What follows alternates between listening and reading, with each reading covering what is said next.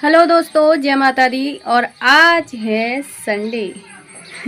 Sunday है तो Sunday का काम भी बढ़ चुका है। अब तक मैंने क्या काम कर लिया, टाइम आप देख ही रहे हैं, 12 बजने में 5 मिनट की देर है। तो अब तक मैंने कपड़े धो लिए हैं, सुबह उठने के बाद कोचिंग की है क्योंकि मैं ट्यूशन पढ़ाती हूँ और स्कूल भी जाती हूँ। इसी से मेरा और मेरे बेटे का खर्च निकलता है। आज है संडे तो थोड़ा बहुत काम ज़्यादा बढ़ जाता है। बच्चे के कपड़े, मेरे कपड़े जो मैं हफ्ते भर मतलब पूरा इकट्ठा तो नहीं रखती हूँ, लेकिन हो जाता है ना 1-2 दिन का इधर उधर, तो वही सब धो के और फ्री हुई हूँ। अब मैं बनने जाऊँगी फ्री फोकट का नाई, क्योंकि मुझे गोपाल के जो बाल नाई से कटवाते हैं वो बिल्कुल भी अच्छे नहीं लगते हैं, और उसके बाल मैं जैसे भी काट देती हूँ वो उसको पसंद आते हैं, है ना। इनको सब कुछ पता होता है। तो चलिए हम फ्री फोकट का नाई बनते हैं। देखिए इसके बाल, देखो ये। अब इसके बालों की होगी कटिंग। तो अब देखिए मैं इसकी फोकट की नाई कैसे बनती हूँ। चले काट दें, काट दें, चल। इसकी कटिंग के लिए ये रेडी हो चुका है, कपड़े वपड़े निकाल के, और मैंने उसके नीचे बिछाया फर्श। फर्श इसलिए क्योंकि जो बाल गिरते हैं, मैं बना रही हूँ गाय घर में कटिंग, तो जो बाल गिरते हैं और झाड़ने में इकट्ठे नहीं होते हैं। गाय घर में ज़मीन उतनी अच्छी नहीं है, तो इसलिए फ़र्श नीचे बिछाया है। अब इसके नखरे देखो, ये नखरे देखो, नखरे बहुत करता है। बाल कट करवाने में इतने नखरे करता है कि इसकी बात तो पूछो ही मत। देखो वीडियो मैंने फास्ट कर रखी है तो ऐसे ही जल्दी जल्दी दिखेगा आपको। इसको बाल कटिंग करते करते मैंने एक बात पूछी कि बेटा 1 महीने में कितनी बार कटिंग बनती है तेरी? तो बोला मम्मी 2 बार। तो मैंने बोला जब 1 बार की कटिंग के 40 रुपये लेते हैं तो 2 बार की कटिंग के कितने लेंगे? तो वो बोला कि 80 रुपये।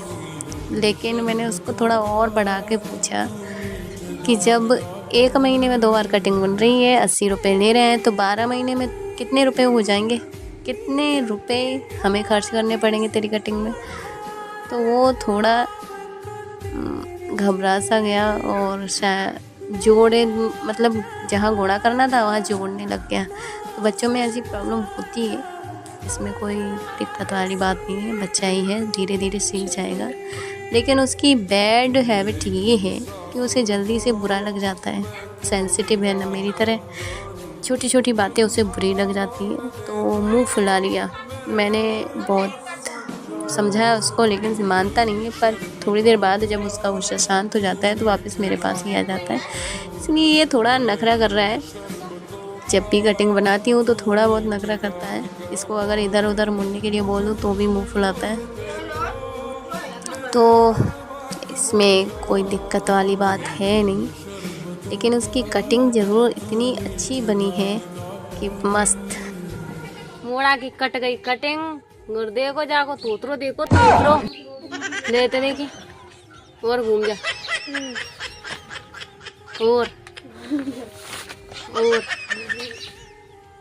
और हाँ।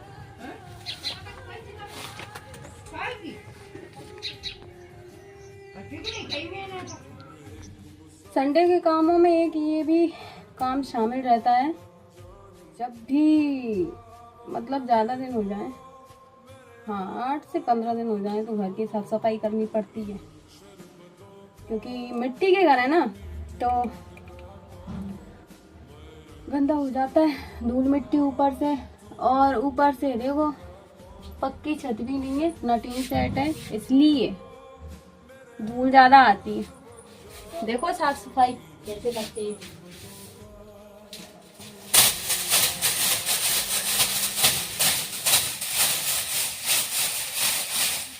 कच्चे घरों में जितनी भी साफ सफाई करो उतनी कम है।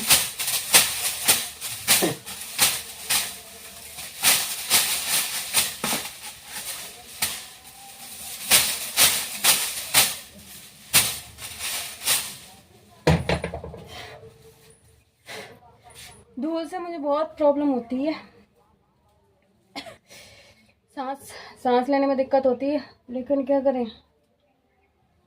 डेली के काम है भाई, करना तो पड़ता है। गांव में है, कोई शहर में थोड़ी है, और शहर में हो या गांव में हो, गई घर का काम तो सबको करना पड़ता है। वैसे मैं ज़्यादा काम नहीं करती हूँ, खाना वाना बनाती नहीं हूँ, खाना मम्मी बनाती है, क्योंकि मुझे टाइम मिलता ही नहीं है। एक टाइम मिलता है संडे का, आज के संडे में मेरे और उसके बेटे के कपड़े धोए और उसकी कटिंग बनाई, मतलब बाल कट किए। तो फ्री फोकट का नाई बनने के बाद अब घर का मजदूर बन रही हूँ। पता है, मैंने कभी क्रिकेट नहीं खेला है, लेकिन लोगों को क्रिकेट में इंटरेस्ट लेते हुए देखती हूँ तो सोचती हूँ एक शॉट तो मेरा भी बनता है।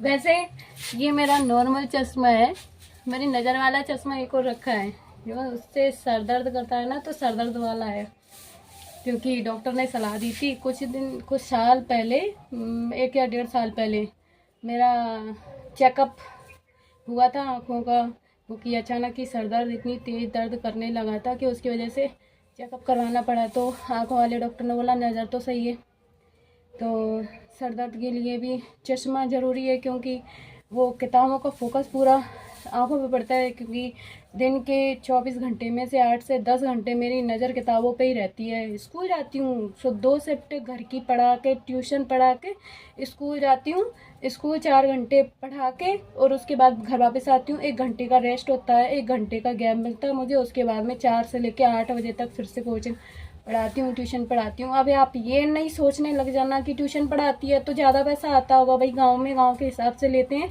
तो जितना आता है, हाँ मेरा और उसका खर्चा पानी चल जाता है, लेकिन फिर भी मैं ये सोचती हूँ कि कम से कम अपना घर, अपना मकान, अपनी जगह होना ज़रूरी है। तो शायद आप लोग समझ सकते हैं ये बात मैंने क्यों बोली है कि अपना मकान होना ज़रूरी है।